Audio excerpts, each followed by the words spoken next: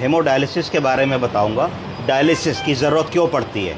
Dialysis की ज़रूरत तब पड़ती है जब मरीज़ रीनल फेलियर में होता है। रीनल फेलियर दो प्रकार के हो सकते हैं। एक एक्यूट रीनल फेलियर कि एक यंग आदमी है, उसको किसी कारण से चाहे एक्यूट गैस्ट्रोएंटेराइटिस हुई हो या कोई इन्फेक्शन हुआ हो, यूरोसेप्सिस हुई हो, जिसके कारण से पेशाब आना बंद हो जाए, यूरिया क्रिएटिनिन बढ़ जाए, 24 घंटे में 100 ml से भी कम पेशाब उसको हो और प्रतिदिन 1 मिलीमोल पर डेसीलीटर के हिसाब से यूरिया क्रिएटिनिन बढ़ने लगे, तो this is called acute renal failure. तो अगर एक्यूट रीनल फेलियर किसी को हो रहा है तो उस केस में अगर उसके ब्लड का पीएच चेंज होता है और in spite of all medical efforts urine नहीं आता तो डायलिसिस का इंडिकेशन बनता है। इसी तरीके से क्रोनिक रीनल फेलियर सीकेडी उन मरीजों के लिए है जो लॉन्ग स्टैंडिंग डायबिटीज़ के मरीज़ हैं, जिनको क्रोनिक किडनी डिजीज़ हो जाती है या डायबिटिक नेफ्रोपैथी की वजह से उनकी किडनी काम करना बंद करती है या कोई और मेडिकल रीनल डिजीज़ है जिसके कारण उनको यूरिन आउटपुट नहीं आता है और उनका यूरिया क्रिएटिनिन बढ़ने लगता है। जब यूरिया क्रिएटिनिन बढ़ने लगता है तो मरीज़ लक्षण बताता है कि उसकी सांस फूल रही है, पैरों में सूजन आ रही है,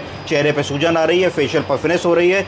इसके अतिरिक्त उसके पैरामीटर्स में उसका ब्लड यूरिया, सीरम क्रिएटिनिन और पोटेशियम बढ़ने लगता है। जब पोटेशियम बढ़ता है तो हाइपरकैलेमिया कहते हैं इसको। Hyperkalaemia can lead to cardiac arrhythmia, sudden cardiac arrhythmia can lead to death of the patient also. तो इसलिए उसकी डायलिसिस करना ज़रूरी होता है जिससे कि उसके यूरिया, उसके क्रिएटिन, उसके शरीर से एडिशनल फ्लूइड को हम निकाल सकें और पोटेशियम को मैनेज कर सकें। इस पेशेंट में अगर हम देखें